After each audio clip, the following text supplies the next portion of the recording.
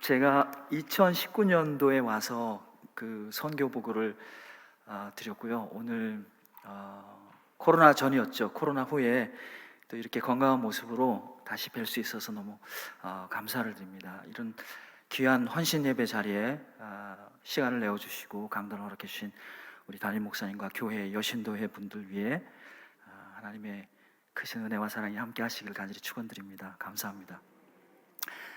혹시 저를 모르신 분들이 있으실지도 모르겠고 기억하시는 분들도 있으리라 생각이 되고, 또 새벽마다 교회 후원하는 선교사라고 기억해 주시고 기도해 주시는 분들도 계시리라 믿습니다. 기도해 주시고 후원해 주신 모든 분들께 감사를 드립니다. 여러분의 기도와 후원이 있어서 제가 건강하게 선교지에서 사역을 하고 또 소식을 이렇게 함께 나눌 수 있게 되어서 감사를 드립니다.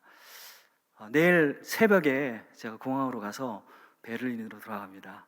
근데 이 시간에 다른 거 하지 않고 모국의 사랑하는 교회들을 위해서 선교지에서 있었던 소식들을 나누어서 섬기도록 하신 하나님께 특별히 감사를 드립니다. 저 뭐 뛰어난 선교사도 아닌데 불러주셔서 선교지 소식 함께 듣고 함께 하나님을 바라보고 또 하나님께 예배드릴 수 있는 것이 얼마나 제게는 감사한 일인지 모르겠습니다.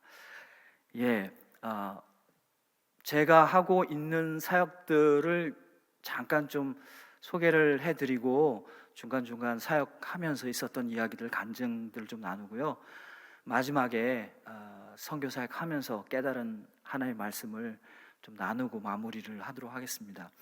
혹시 제가 지난 2, 3년 동안 있었던 이야기들 다 나누려고 제 열정에 너무 이야기가 길어져서 한 5분, 10분 길어져도 좀 이해를 해주시기 바랍니다. 그러나 최대한 빨리 끝내도록 제가 평상시대로 끝내도록 노력을 하도록 하겠습니다. 저는 국제예수전도단에 소속이 되어 있습니다. 저희 국제예수전도단 선교 지부가 있는 지역을 빨간색으로 표시를 해놨습니다. 그래서 지금은 세계에서 제일 큰 선교단체가 됐습니다. 그렇지만 아직도 저희 선교단체는 젊은 사람들이 모이는 선교단체이기 때문에 아직도 미숙하고, 그래서 더 성숙해야 될 부분이 많고, 그래서 여전히 하나님 앞에서 배우는 마음으로 선교 사역을 하고 있는 그런 단체입니다. 그 다음으로 넘어가겠습니다. 2019년도에 배웠을 때 제가 소개를 해드렸습니다. 저는 2년 동안 응용 언어학을 훈련을 받았습니다. 그래서 성경을 번역하고 예수 영화를 번역하고 하는 그런 번역 사역을 위해서 이제 특별히 훈련을 받았습니다. 2017년도에 처음 사역이었죠. 남태평양의 솔로몬 제도에 가서 예수 영화 프로젝트라고 해가지고 예수 영화가 누가복음을 배경으로 한 영화인데, 이 영화의 그 대사가 영어로 되어 있습니다. 그 영어를 부족 언어로 번역하는 그런 사역을 시작을 했습니다. 그래서 2019년도에도 가고요. 그리고 2019년도에 콩고 민주공화국의 후반기에는 가서 예수 영화 프로젝트 9개 종족 언어로 저희가 번역하는 사역을 했습니다. 그리고 이제 제가 하는 사역은 이렇게 번역을 해놓으면 현지 부족 성경 번역 선교사님들이 번역을 해놓으면 이제 점검을 해서 최종적으로 이제 오케이 사인을 내리는 컨설턴트 역할을 하게 됐습니다. 그리고 2019년도 12월 달에 미국 호피 인디언, 미국의 인디언들이 많잖아요. 아메리칸 인디언들이 그 중에 한 인디언 보호구역에 가서, 지금 보시면 사진에는 저희 예수전도단 베이스입니다. 그 보호구역에 가서 룻기를, 구약의 룻기를 인디안 언어로 번역하는 프로젝트를 참여를 하고, 그걸 끝내고 제가 베를린에 가게 됐습니다. 베를린에 왜 가게 됐냐면, 청각 장애인들은 그 언어 소통을 할 때 그 수화를 사용하잖아요, 그렇죠? 그래서 수화로 번역하는 프로젝트가 있어가지고 제가 이제 도우러 갔습니다. 제가 수화를 할 수는 없지만 이제 번역 전문가로 이제 훈련을 받았기 때문에 한 팀에 돕는 사람으로 이제 가서 사역을 하게 됐는데, 그 와중에 코로나가 터져 버렸죠. 그래서 우한에서 2019년 말에 이제 시작됐다가 한국으로 넘어오고 유럽으로 넘어와서 유럽이 정말 난리가 아니었습니다. 그런 와중에 모든 사역들이 이제 멈추고 베를린에 이제 묶이다시피 하면서 베를린에 우리 지부의 사역에 참여를 하게 됐습니다. 네. 그래서 베를린의 그 선교적 상황들을 좀 여러분들과 좀 나누고 싶습니다. 베를린이 여러분도 잘 알다시피 그 독일의 수도잖아요. 네, 독일의 수도인데 그 베를린 안에 사는 사람은 한 300만밖에 안 됩니다. 그러나 이제 통근하는 사람들까지 합치면 500만의 아주 큰 도시죠. 뭐 서울에 비교하면 반밖에 안 되는 도시지만 독일에선 제일 큰 도시입니다. 그런데 이 도시의 등록 교회는 300개밖에 없습니다. 그리고 여러분도 잘 아시겠지만 유럽에 들려오는 그 교회 소식들 아시죠? 주일날 되면 그 큰 그 유적과 같은 그 예수품과 같은 안과 밖이 예수품과 같은 교회당에 큰 교회당에 앞에 듬성듬성 앉아 계신데 다 머리가 희끗희끗한 나이 드신 분들만 대부분이 출석하는 그런 상황입니다. 그래서 이 300만이 넘는 사람들이 사는 도시에 그리스도인들은 소수자입니다. 일반 사람들은 정말 교회에서 모여?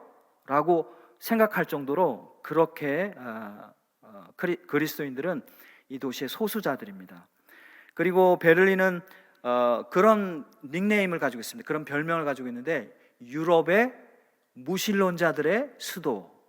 그래서 유럽에 많은 수도가 있습니다. 무신론적인 많은 수도가 있는데 그 중에서도 무신론자가 아주 많은 도시예요. 67%, 약 70%가 무신론자들입니다. 그러니까 어떤 도시인지 한번 생각을 해보세요. 그리고 강력한 동성애자들, 그 동성애자들 사회가 그 커뮤니티가 형성된 도시입니다.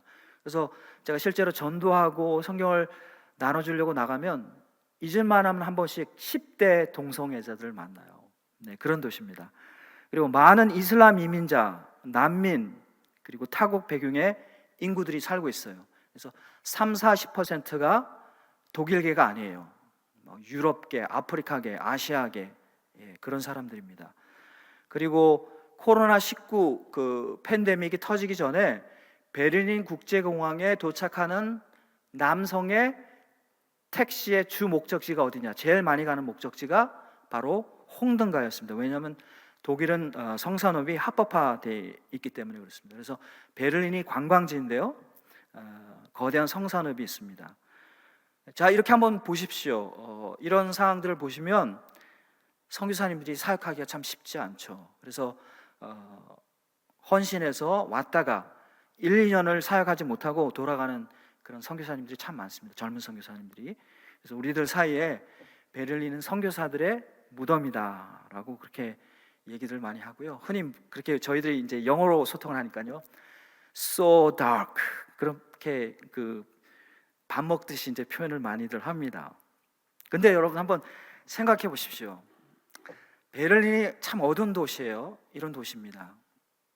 근데 하나님께서 요한복음 3장 16절에 이렇게 되어 있습니다. 세상을 이처럼 사랑하사 독생자를 주셨으니. 자, 하나님이 세상을 이처럼 사랑하실 때 상황이 어땠겠습니까? 베를린의 상황보다 덜 어두웠을까요?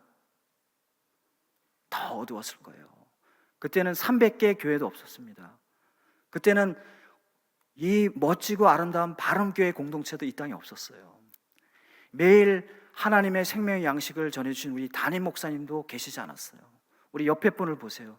옆에 계신 믿음의 형제자매들도 없을 때 누가 오셨어요? 그 어두운 때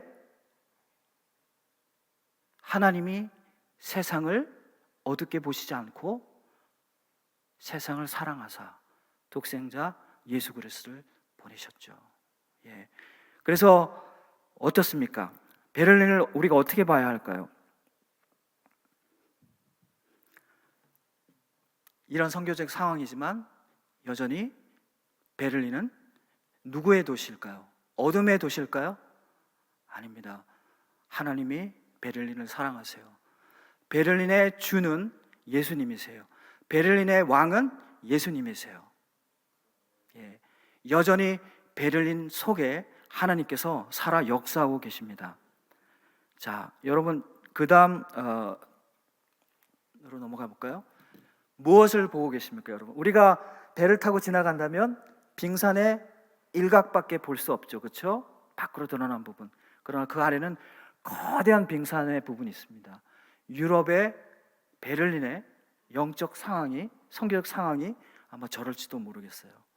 그 겉으로 보면 작은 부분밖에 남아 있는 것 같지 않은데 실제로 어마어마한 영적인 잠재력이 있는 도시가 베를린입니다. 하나님이 사랑하세요. 하나님이 살아 역사하세요. 우리 눈에 보이지만 안 보이지만 하나님은 살아계시고 저 놀라운 영적인 잠재력을 하나님께서 사용하기를 원하십니다. 자, 그래서 저는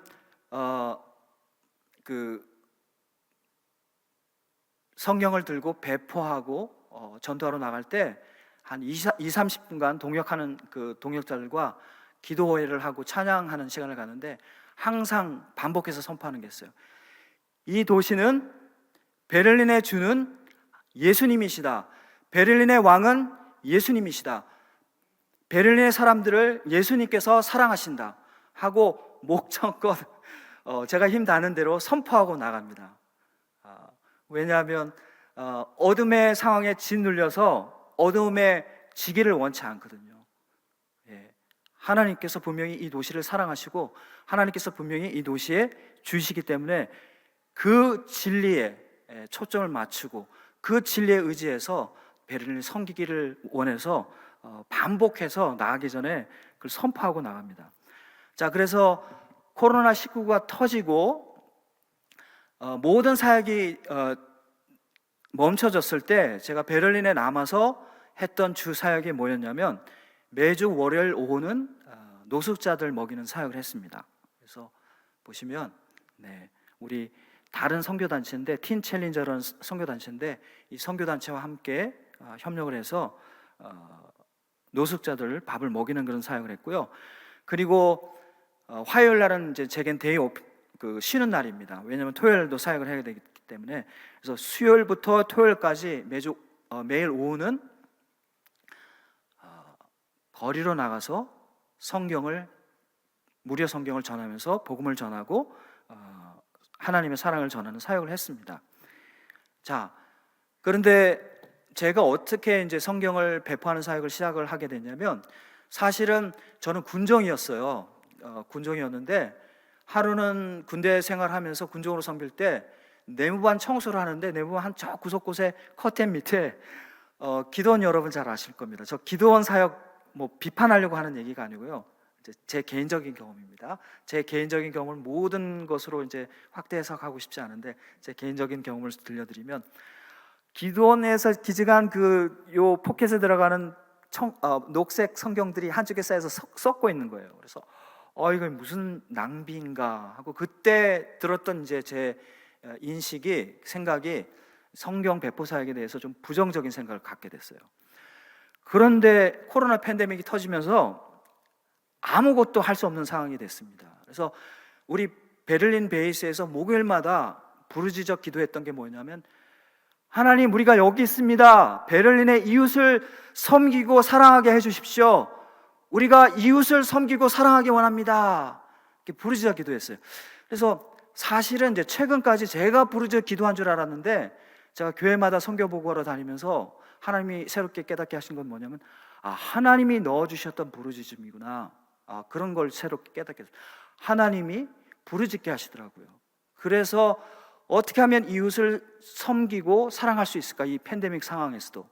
그러던 중에 사역이 처음 열린 게 예수전도단, 국제예수전도단 다른 베이스에서 열린 2주 동안 그 베이스 이웃에게 성경을 무료로 배포하는 사역이 있었습니다. 그래서 저희 베이스에서 선교 지부에서 그쪽 지부로 팀을 만들어서 도와주러 갔어요. 2주 동안 머물면서 이웃을 가가호호 방문하면서 성경을 이제 배포를 했죠, 무료 성경을.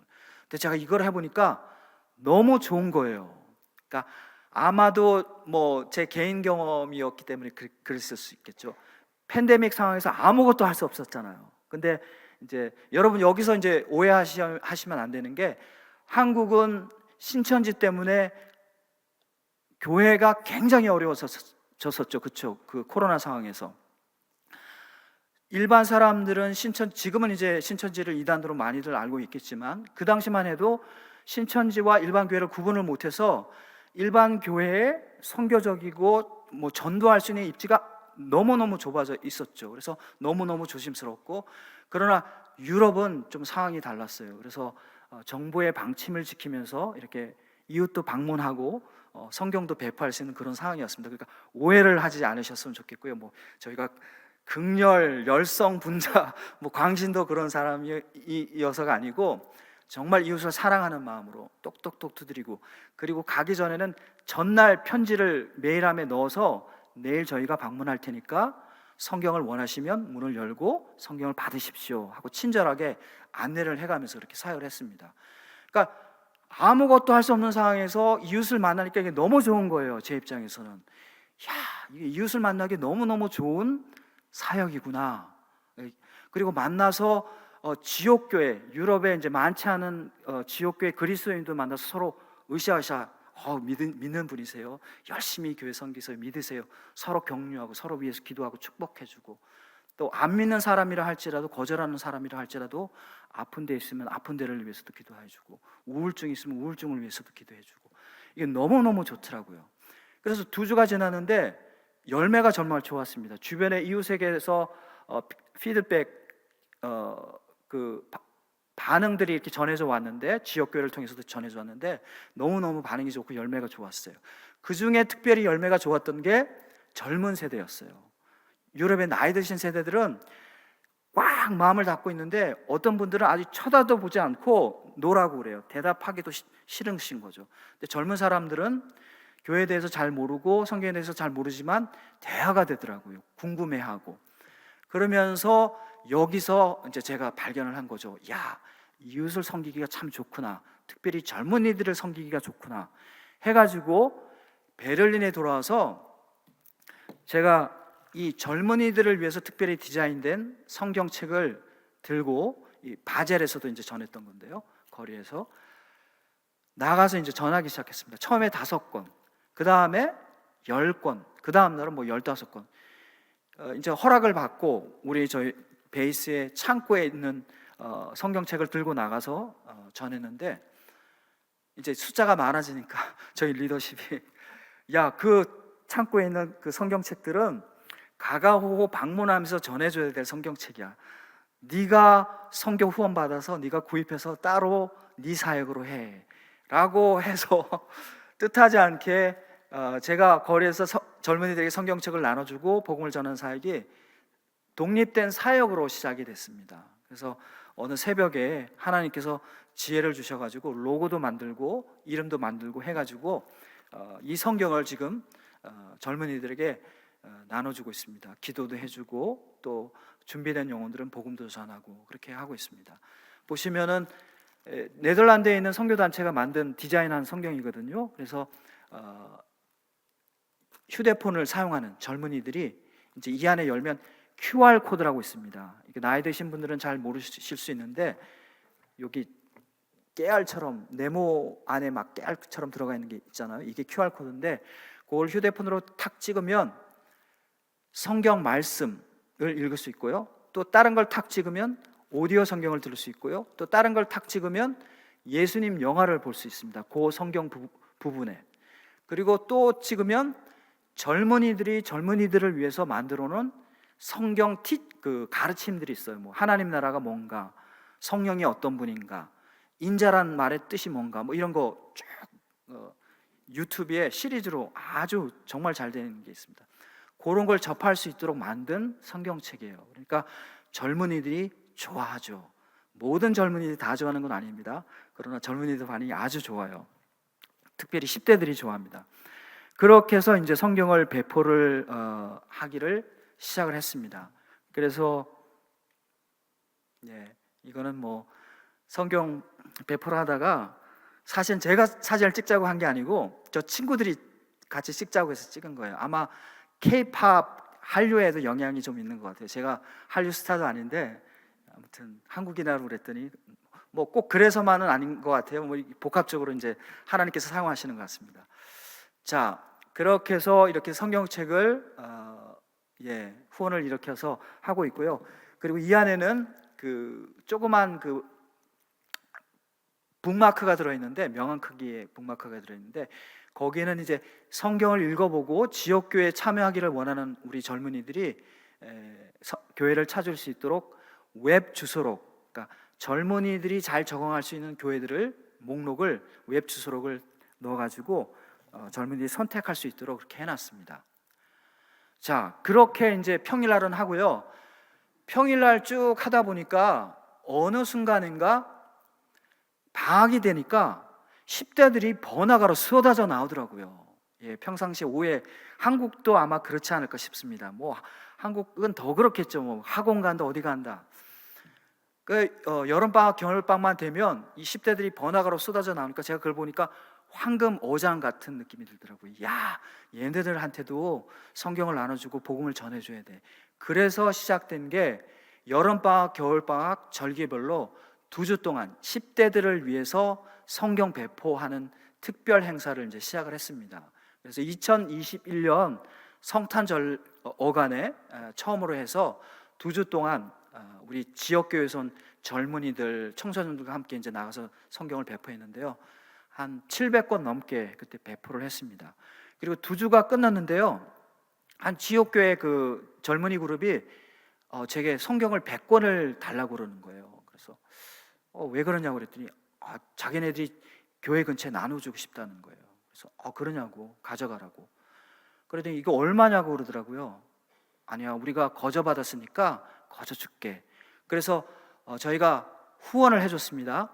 그래서 이 교회가 한 달에 한 번씩 이 행사가 정착이 된 거예요. 이 젊은이들이 시작을 해서. 그런데 여러분 한번 생각해 보십시오. 그 베를린의 상황에서, 유럽의 상황에서 제가 시키지도 않았어요. 훈련은 오리엔테이션밖에 없어요. 오리엔테이션 1시간 훈련, 그리고 나가서 같이 나누는 거죠. 정말 이웃을 사랑하고 섬기는 마음으로.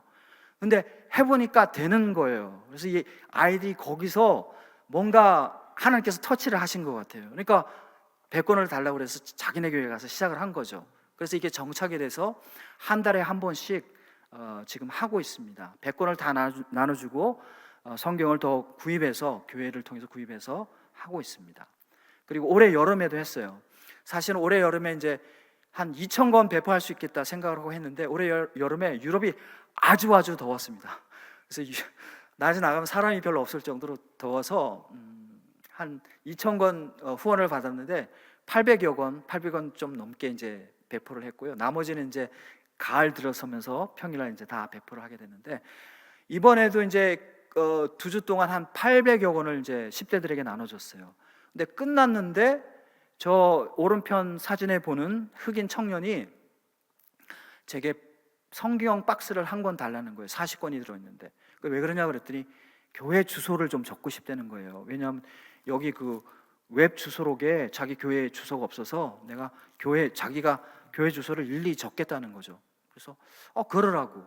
그래 줬죠. 한 3, 4주 지나서 제가 궁금해졌어요. 이 가져간 게 어떻게 되는지. 그랬더니 이 청년 하는 말이 2주 동안 자기가 휴가 기간이 있었는데 다 나눠줬다는 거예요.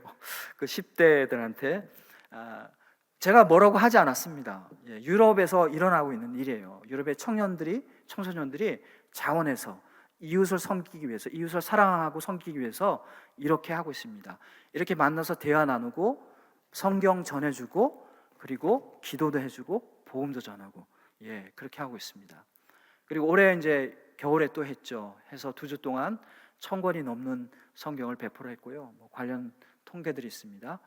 그리고 이번에도 여기에 참여한 한 자매가 브라질에서 이제 저희가 그 베를린 지부에 3개월짜리 성경을 창세기부터 요한계시록까지 3개월 숙식하면서 배우는 훈련 프로그램이 있는데, 그거 끝나고 성탄절 직전에 잠깐 브라질로 돌아가기 전에 비는 시간에 저희 지부에 머물러 있었는데, 그때 이제 이 배포 사역에 참여를 하고 이 성경 배포가 너무 좋으니까 브라질에 돌아가서 자기가 성경을 배웠잖아요. 성경을 배포하면서 성경을 가르치는 새로운 사역을 시작을 했어요. 그래서 이런 열매들이 있습니다. 제가 하나님께서 이제 역사하신 거겠죠. 제가 뭐 해라 마라 그러지 않는데, 이제 사역에 참여했던 그런 젊은이들이 자기들 나름대로 교회로 돌아가고 지역으로 돌아가서 이렇게 사역을 자기 나름대로 재창조해서 하고 있는 거예요. 자, 이런 사역의 이야기들을 제가 네이버 블로그에 땅이 시작되는 곳이라고 해서 이제 쭉 간증 이야기를 모아놨습니다. 뭐 기적이 일어나고 뭐 드라마틱한 그런 이야기들이 아닙니다. 그냥 하나님께서 어떻게 행하시고 역사하고 계신지 이야기를 쫙 모아놨으니까요. 한번 관심 있으시면 들러보시면 되겠고요. 왼쪽은 페이스북의 페이지에 영어로 올려놨습니다. 네. 그리고 이제 간증인데요. 하루는 그날은 이제 오후에 나가면 이렇게 정해놓은 구역이 있습니다. 왜냐하면 이렇게 골고루 이제 성경을 배포하려고 구역별로 이렇게 이제 하는데, 그 정해놓은 구역을 넘어서 더 가기를 원하신 것 같은 마음을 주시는 거예요, 하나님께서. 그래서 이게 긴가민가 하다가 한편으로 드는 생각이, 야, 이거 뭐 힘든 일 아닌데 순종하는 마음으로 갔어요. 그래, 조금 더 갔더니 조그만 그 공원을 발견했고, 거기서 이 청년을 만났습니다. 이슬람 청년인데요. 나이지리아에서 온 청년이에요. 부모님이 이슬람이고요. 근데 19살이었는데 당시에 대학 1학년이 되어서 우크라이나에 경영학을 배우러 왔는데, 그 봄에 전쟁이 터진 거예요. 우크라이나 러시아 사이에. 그래서 피난을 베를린으로 와 있는데 이제 할 게 없는 거죠. 그래서 공원에 나와 있다가 저를 만난 겁니다. 그래서 이런저런 대화를 하고, 꿈이 뭐니, 어떻게 지내니, 힘든 건 없니, 또 기도도 해주고, 나는 뭐 그리스도인이지만 너 참 안타깝구나, 안 됐구나, 뭐 이런 얘기 쭉 하면서, 꿈이 경영학을 공부하지만 프로축구 선수가 되고 싶다는 거예요. 얘기를 들으니까 축구를 너무너무 좋아하는 거죠. 그리고 잘하기도 하고. 그래서 야, 우리 교회에 축구 클럽이 있어. 너 토요일마다 하는데 내가 너 초대할게 해가지고, 얘가 축구를 정말 좋아하는 애죠. 왔어요. 그래, 한 주, 두 주, 세 주 이렇게 참여를 하더니 막 전화번호도 지네끼리 주고받고, 뭐 축구 클럽이라 봐야 뭐 저희가 성경문을 공부하겠습니까? 기도를 하겠습니까? 그야말로 축구하고 끝에 기도하고 이제 광고하고, 내일 몇 시에 우리 교회 예배가 있습니다, 참석하시고, 그 정도.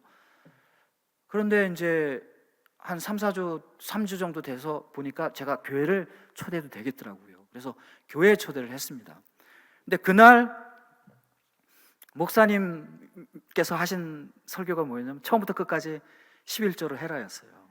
이분 설교가, 이분이 아주 열정적이신 분이세요. 복음에 열정이 있어서 복음을 선포할 때 얼굴이 빨개지면서 목청껏 설교를 하시는 분인데, 그 코로나 기간에 교회 재정이 좀 어려웠던 것 같습니다. 그래서 11조에 대해서 성경 하나하나 들춰가면서 왜 해야 되고, 어떤 유익이 있고, 성경에서 어떻게 말씀하고, 처음부터 끝까지. 그래서 제가 속으로 좀 상했어요, 마음이. 나는 조마조마하고 기도하고 해서 복음을 들으라고 데리고 왔는데 얘가 복음을 못 듣고, 이게 나한테는 그게 은혜로운 말씀일 수 있지만 얘한테는 돈 내라는 소리로 들리겠구나. 속으로 이제 좀 속이 상해 있는데, 이거 끝나고 목사님이 그날도 콜링을 하시네요. 예수님 믿을 사람 손 드십시오. 다 눈을 감으십시오. 제가 눈을 살짝 뜨고 이렇게 지켜봤어요. 근데 이 아이가 손을 들더라고요. 그래서 속으로, 야, 얘가 무슨 알고 드는 건가 모르고 드는 건가 하고 끝나고 물어봤어요. 그랬더니 이렇게 얘기하더라고요. 예수님께 내 온 삶을 드리는 의미라고. 네, 그렇게 해서 신앙생활이 시작이 됐습니다.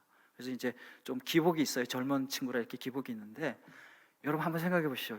이슬람 청년이 11조 헌금 설교 듣고 예수님 용서해, 하나님이 하신 일이죠. 네, 그냥 저는 가볍게 순종을 했고, 우리 교회 공동체가 또 이 청년을 이슬람인 걸 알았거든요. 제가 기뜸을 해줘서 따뜻하게 맞이했고, 친구 관계가 형성이 됐고, 그러니까 이 이슬람 청년이 더 마음이 열린 거예요.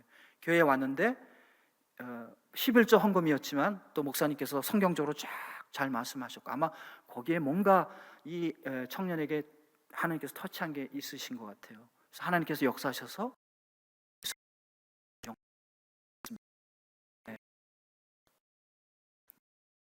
자, 이렇게 사역하는데 저는 이제 어떤 마음을 가지고 하고 있냐면, 저희 이제 참여하는 청년들도 제가 신학을 오래 했잖아요. 그리고 선교사가 되려고 훈련도 오래 받았어요. 그러니까 제가 가지고 있는 지식이나 또 나이가 좀 있잖아요. 머리도 희끗있고 경험도 꽤 있겠죠.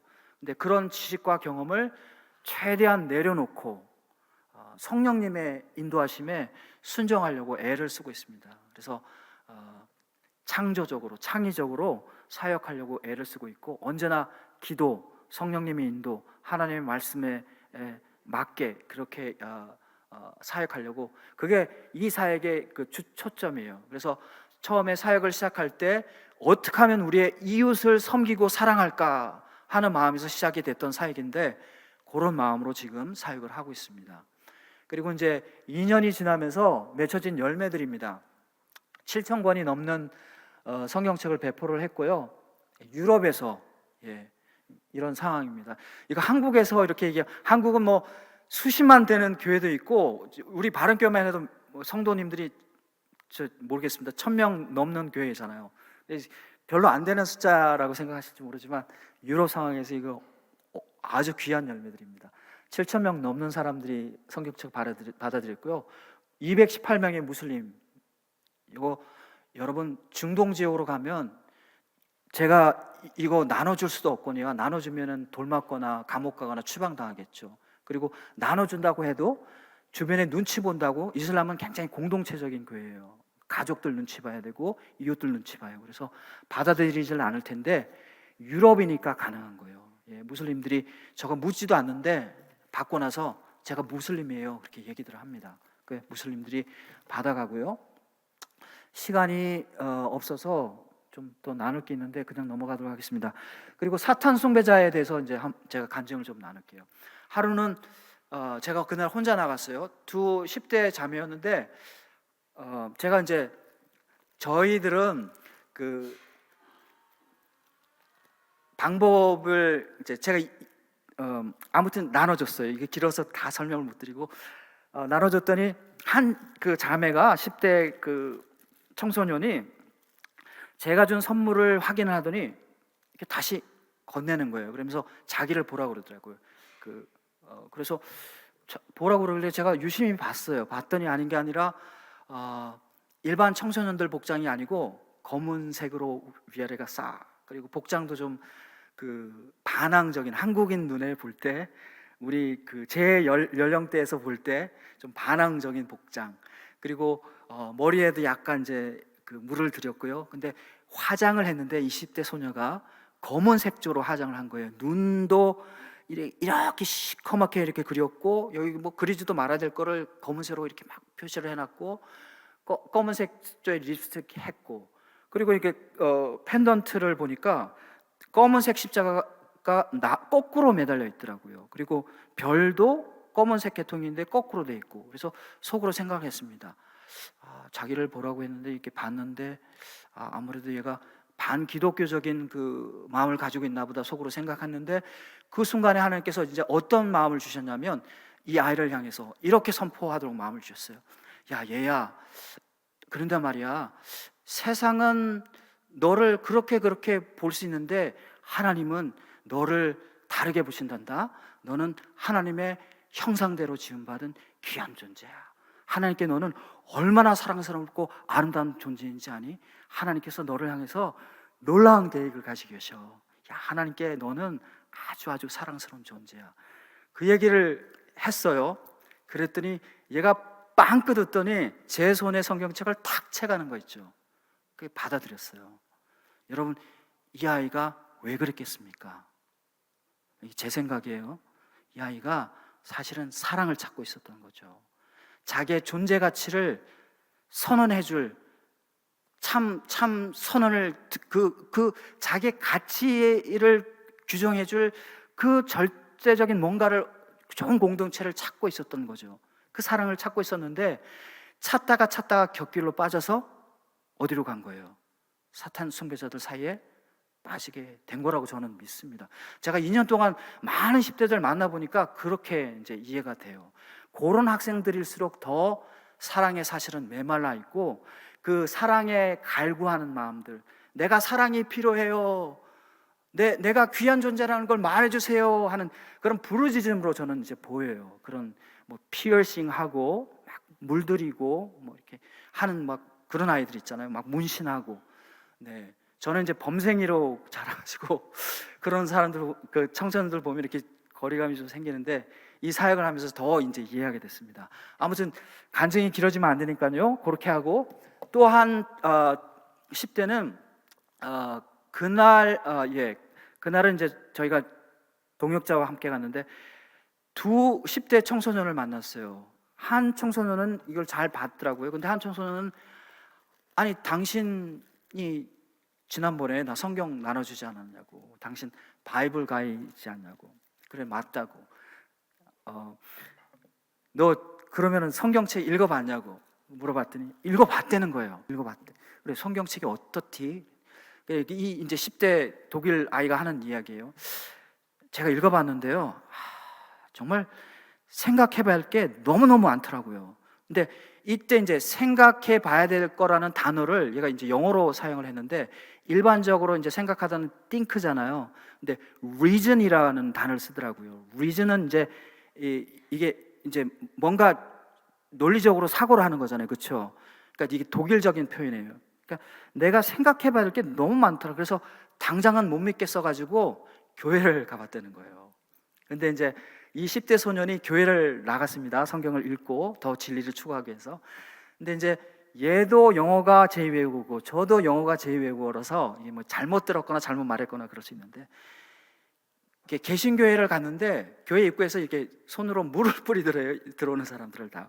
그래서 그 경험이 자기가 너무 이상해서 다른 교회를 한번 찾아보고 싶다고. 그래서 그러면 우리 교회로 와라. 우리 교회로 와라. 우리 교회 젊은이들이 아주 많고 내가 너 주일날 약속해서 내가 교회 앞에서 마중 나와줄게. 그랬더니 얘가 선을 딱 긋더라고요. 요즘 이제 우리나라 아이들도 그렇지만 자기 표현이 분명하죠. 그리고 바운더리도 분명합니다. 바운더리를 딱 경계선을 지으면서 아니야 내가 알아볼 거야 그렇게 얘기를 하더라고요. 그 청소년의 이름이 세바스찬입니다. 그래서 지금 기도하고 있는데 생각날 때마다 예수님을 만나게 해달라고. 그런 일도 있습니다. 자, 이렇게 2년 동안 열매들을 함께 나눴습니다. 그런데 한번 생각해 보세요. 7,000명의 사람들이 성경을 거리에서 받아들이고 우리가 기도해주고 복음도 나눠주는 사이에 13명이 그래도 길거리에서 예수님을 영접했어요. 저희 사역은 본격적이고 철저한 전도 사역은 사실 아닙니다. 그 씨를 뿌리는 사역이고 그 청소년들 20대들의 마음에 마음밭을 일구는 사역에 해당하죠. 그러니까 다가올 부흥을 준비하는 그런 사역일지도 모르겠어요. 저희가 많은 사람들을 만났는데 7,000권에 넘는 성경을 나눠주기까지 얼마나 많은 사람들을 만났겠어요. 거절이 많았겠습니까? 안 많았겠습니까? 유럽이었어요. 유럽. 그리고 무신론자들의 수도라는 별명을 가진 베를린에서 했습니다. 그러니까 엄청나게 많은 사람들을 만나서 거절을 경험을 한 거죠. 네. 근데 이제 시간이 다 돼서 제가 그냥 마무리하도록 하겠습니다. 성경 준비 포장하는 모습이고요. 이제 단기 성경팀도 와서 하고 이거 오른쪽에는 우리 지역교회 이제 그 청소년들이 와서 봉사하는 모습이에요. 그리고 맨 오른편에 그 흑인은 제가 이제 성경 배포하다가 만난 청년인데 이제 그 대학원 과정 마치고 지금 이제 취업을 해서 지역교회 다니면서 또 봉사도 함께 하고 있습니다. 자, 그런 모습이고요. 저희들은 나갈 때 여러분 이게 이렇게 해야 된다라는 얘기가 아닙니다. 하나님께서 우리에게 지혜를 주셔서 독일 베를린의 선교적이고 교회적인 상황에 맞게 저희 나름대로 하고 있는 거예요. 독일 베를린도 여호와 증인을 좋아하지 않습니다. 여러분 길거리를 나갔는데 저 앞에 여호와 증인이 오면 반가워하는 분 계세요? 예, 딱 보면 어떻게 해요? 우리 일반적으로 드는 마음이 회피하고 싶은 마음 들잖아요. 그렇죠? 누가 거리에서 만나서 여호와 증인과 대화를 나누고 싶습니까? 그래서 요즘에 여호와 증인이 작전을 바꿔서 이제 그 무료 성경 공부를 이렇게 대를 세우고 이제 앉아서 기다리는데 한 번은 제가 독일에서도 그렇게 해요. 그래서 물어봤어요. 오늘 몇 명이나 와서 관심을 표했나요? 그랬더니 아무 대답을 못 하더라고요. 오는 사람이 없는 거예요. 아무튼 그런 방법을 사용하지 않고요. 저희는 어, 베를린의 사람들도 그런 종교적인 행태를 싫어하니까 최대한 저희가 그런 모습을 안 보여주려고 둘씩 셋씩 짝을 지어서 나가되 성경은 저희 백팩이나 숄더백에 넣고 이제 사람들이 그걸 속이는 건 아닌데, 그러니까 우리를 보고 미리 지레 짐작을 해서 뭐 여호와 증인 같은 사람으로 인식되지 않도록 하기 위해서 그 가방에 넣고 갑니다. 그래서 이제 성경을 전해주고 싶은 사람이 있으면 팀원 중에 한 명이 20m나 10m 정도 뒤에 팀원들을 남겨놓고 가서 이제 대화를 시작을 해요. 야, 너희들을 위해서 새로 디자인된 선물이 하나 있어. 이거 너희들을 위해서 특별히 새로 디자인해서 휴대폰으로 사용할 수 있는 거거든. 그리고 이건 무료야. 우리가 절대로 뭐 달라고 그러지도 않아. 아무것도 원하는 거 없어. 너희들을 위해서 준비됐기 때문에 너희들에게 주고 싶어. 그러면 일반적으로 10대와 20대들이 호기심을 나타냅니다. 그러면 이제 가방에서 꺼내서 이걸 주고 설명을 해요. 이게 성경인데 너희들을 위해서 디자인됐어. QR코드를 찍으면 읽을 수 있고 들을 수 있고 볼 수 있단다. 예수님이 너희들을 참 사랑하셔. 그리고 너희들을 위해서 놀라운 계획들을 가지고 계셔. 이런 이제 방식으로 해요. 그래서 1대1로 개인적이고 인격적인 만남으로 지금 이제 하고 있고요. 마무리를 해야 될 것 같습니다. 네. 그래서 이제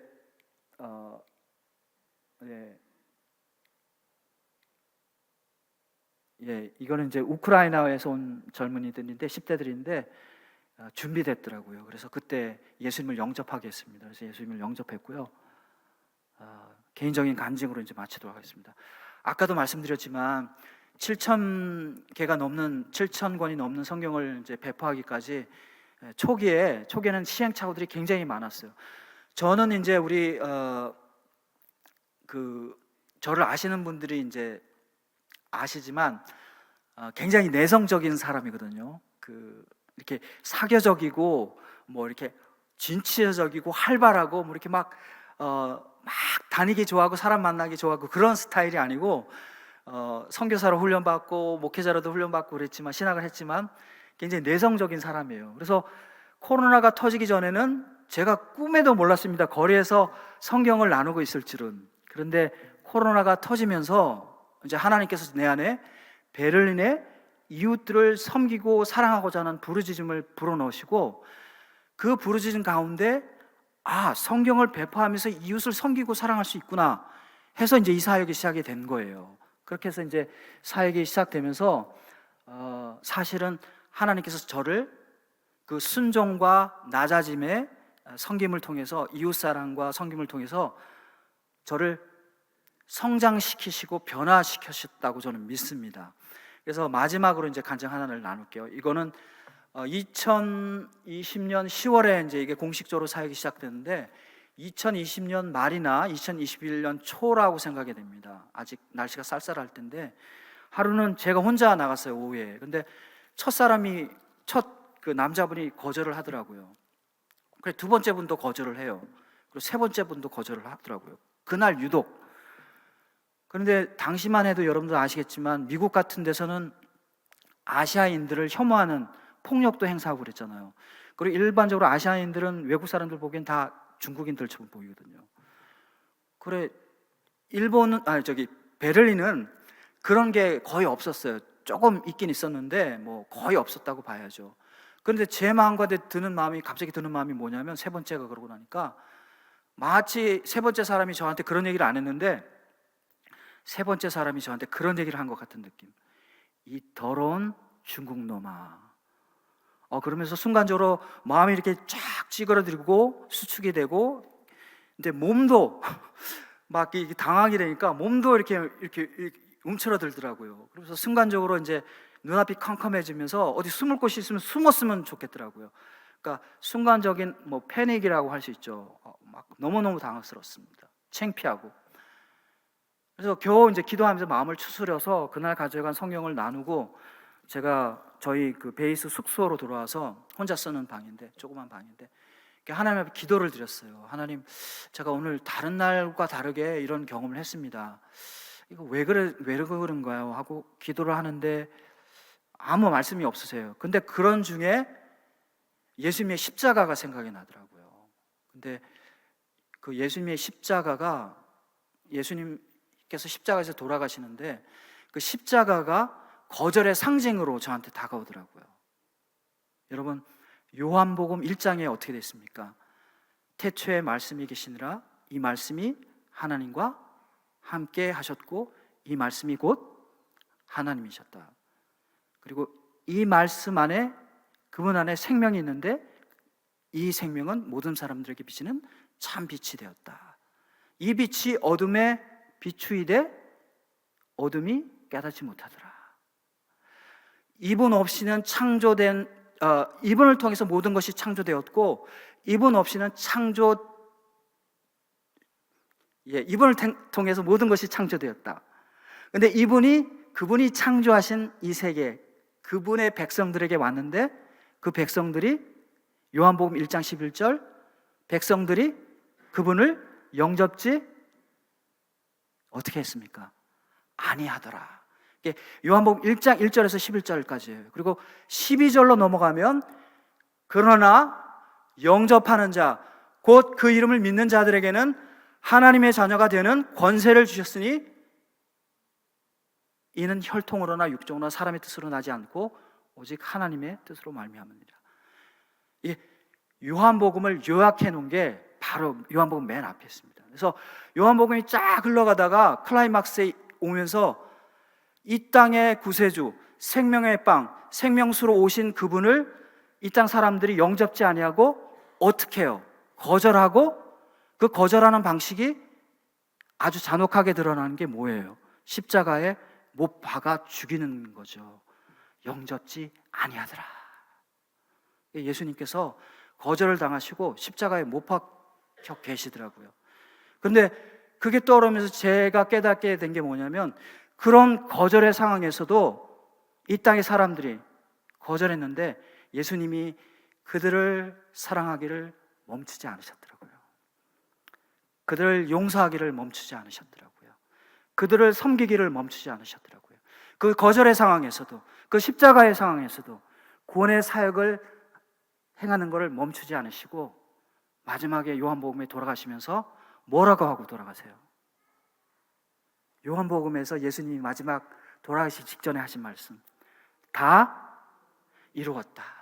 구원의 사역을, 섬김의 사역을, 사랑의 사역을, 낮아져서 희생하신 그 사역을 다 이루시고 돌아가셨더라고요. 그걸 깨달으시니까 제가 그 움츠렸던 마음에서 회복이 됐을까요? 안 됐을까요? 회복이 됐습니다. 용기를 얻었어요. 야, 예수님께서 멈추지 아니하시고 그 상황에서도, 거절의 상황에서도 섬기셨구나, 우리를 사랑하셨구나. 그래서 그 다음날 나갔습니다. 똑같이 거절이 있었어요. 근데 전날처럼 똑같진 않지만 거절이 있었는데 그 거절의 상황에서도 멈추지 않고 계속 섬기면서 2년의 시간이 지금 흘러와서 이런 열매들을, 드라마틱한 열매는 아니지만 유럽에서 일어나고 있는 이런 열매들, 하나님의 일하심의 귀한 열매들을 여러분과 나눌 수 있어서 얼마나 감사한지 모르겠습니다. 하나님께 영광을 올려드립니다. 그리고 우리 담임 목사님과 오늘 말씀을 잠깐 나눴는데, 우리 코로나 기간 중에 우리 바른교회도 멈추지 않고 서로 섬기고 사랑하기를 멈추지 않고 믿음을 서로 격려하고 서로 섬기고 사랑하셨다는 그런 이야기를 들었습니다. 한국교회가 많이 어렵다는 소식을 많이 듣습니다. 아마 바른교회는 근육의 맷집이 있어서 이런 어려운 상황을 잘 견뎌낸 것 같아요. 그러나 우리 형제된 교회들을 바라보면서, 자매된 교회들을 바라보면서 비록 한국 교회의 선교적인 그리고 전도할 수 있는 상황들이 어렵지만 우리 앞서가신 예수님 우리 함께 바라봤으면 좋겠습니다. 저는 선교지에서, 여러분들은 여러분의 선교지 이곳에서, 여러분의 가정에서, 교회에서, 직장에서, 학교에서 예수님을 바라보면서 그 거절의 상황에서도, 그 어둠의 상황에서도 멈추지 않고 섬기고, 낮아져서 섬기고 사랑하셨던 그 예수님을 따라 우리가 계속 섬기고 사랑할 수 있다면 하나님께서 우리를 통해서 이곳에서, 또 제가 있는 곳에서 하나님께서 구원의 열매들을 계속 이루어 가시리라 저는 믿습니다. 한국교회 소망이 있습니다, 여러분. 왜냐하면 예수님께서 그렇게 우리를 그 상황에서도 섬기고 사랑하셔서 구원의 사역, 섬김의 사역, 사랑의 사역을 이루어 놓으셨기 때문입니다. 우리 다 함께 하나님께 감사를 드리고 드렸으면 좋겠습니다. 예, 제 메시지는 여기서 마치도록 하겠습니다. 감사합니다. 길어졌는데 끝까지 들어주시고 집중해 주셔서 너무 감사드리고 귀한 강단을 계신 담임 목사님 다시금 감사드립니다.